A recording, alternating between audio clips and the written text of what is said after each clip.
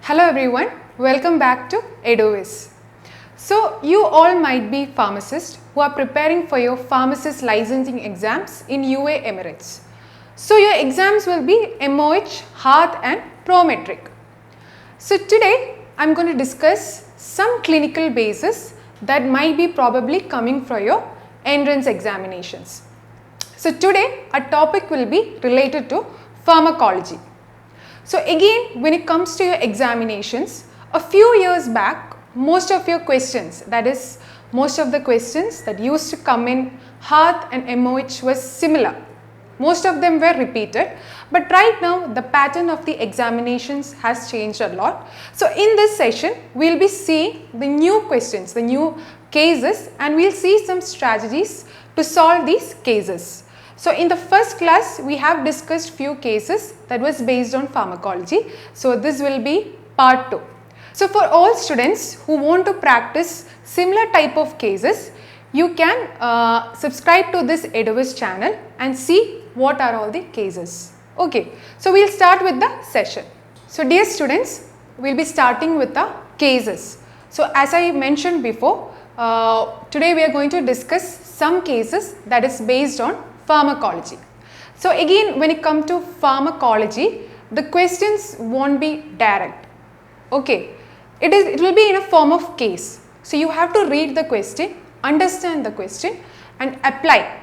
So everything it will be indirectly. So the question will be most likely to be indirect. So we will see how it is. So as you can see, our first case, we will see what is the case. A 65-year-old female patient, and as you can see her weight is given in 60 kg, and again one thing that you can note here is that she is an elderly patient. So from the first criteria itself, you have to understand in which category the patient is coming.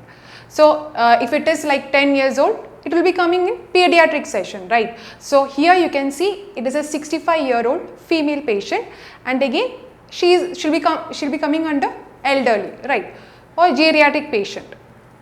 So with a history of ischemic stroke. So again, as you can see, she is having a history of ischemic stroke. So what is basically a ischemic stroke? So you know that ischemic stroke is lack of oxygen supply to your brain. So probably there might be a clot formation in your brain that will restrict the supply of oxygen to the brain. As a result, there will be death of brain tissues. So that is known as ischemic stroke. So you know what will be the first line of treatment when it comes to a stroke or a clot.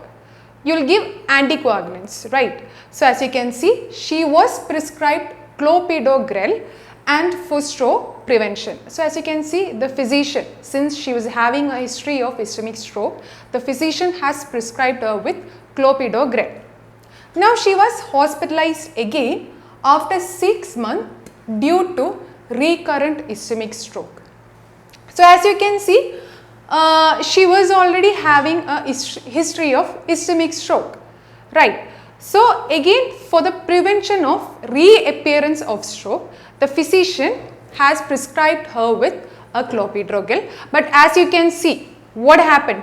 As you can see, after 6 months initiating the clopidogrel, you can see a recurrent occurrence of ischemic stroke.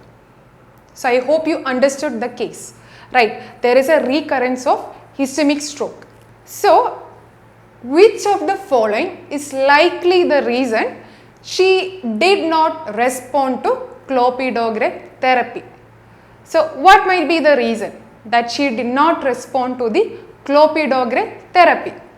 As you can see, we will just see the options. Okay, we will see the option, and we have certain isoenzymes.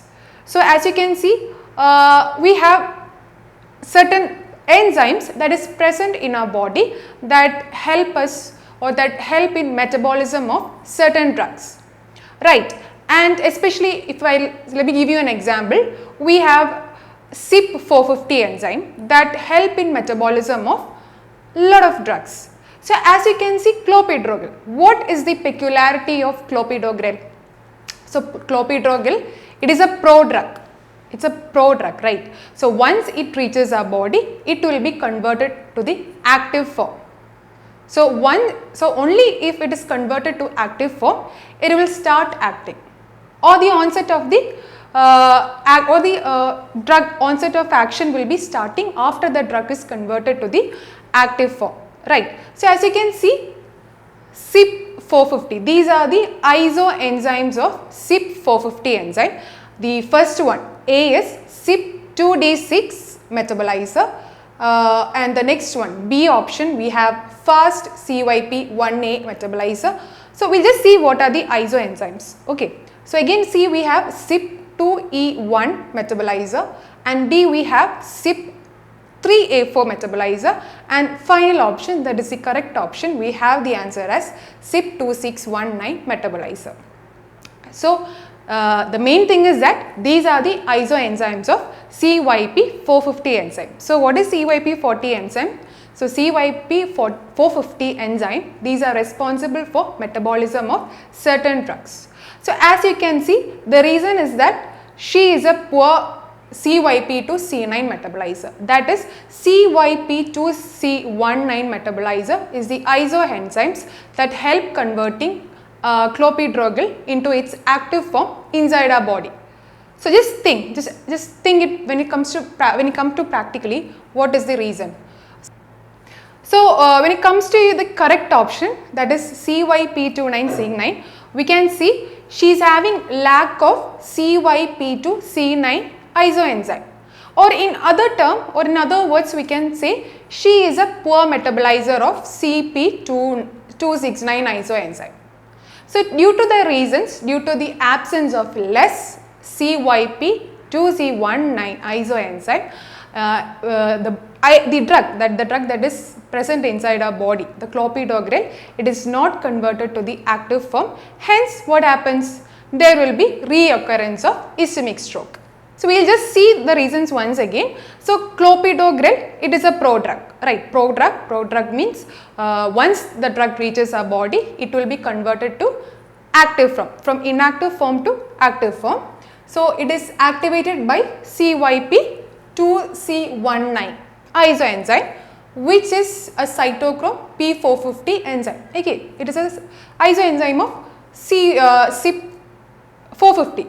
So thus, patients who are poor CYP2C19 metabolizers have a higher incidence of cardiovascular events. For example, the cardiovascular events like stroke. Then we have myocardial infarction when taking clopidogrel. So again, the clopidogrel, it didn't act inside our body, right? So hence there will be chances of reoccurrence of stroke. Okay, I hope you understood the previous one. So now we'll move on with the next case. We'll see what is the next case. So as you can see, it is a calculation, but again it is a very simple calculation. So we'll see what it is. So a 55-year-old male patient, again as you can see, his weight is 70 kg. And what category does the patient come to? The patient comes to an geriatric, right? That patient is an elderly patient. So is going to be treated with an experimental drug. So it is an experimental drug.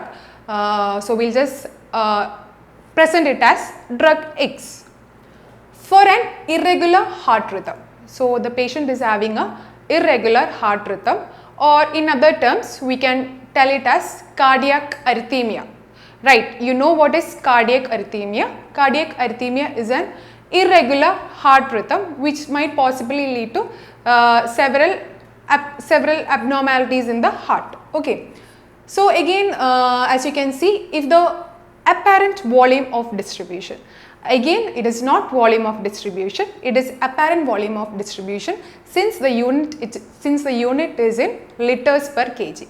Right, when it comes to volume of distribution, in the previous class I have mentioned about volume of distribution and just apparent volume of distribution. When it comes to apparent volume of distribution, the units will be in liters per kg. So as you can see, the apparent volume of distribution is 1 liter per kg. and the desired steady state plasma concentration is 2.5 mg per liter. That is a desired plasma drug concentration, right? That is the desired amount of drug that should be present in plasma or body is 2.5 milligram per liter. Or we can tell it in other words, we need to obtain a plasma drug concentration of 2.5 meter per liter. So, which of the following is the most appropriate intravenous loading dose for drug X?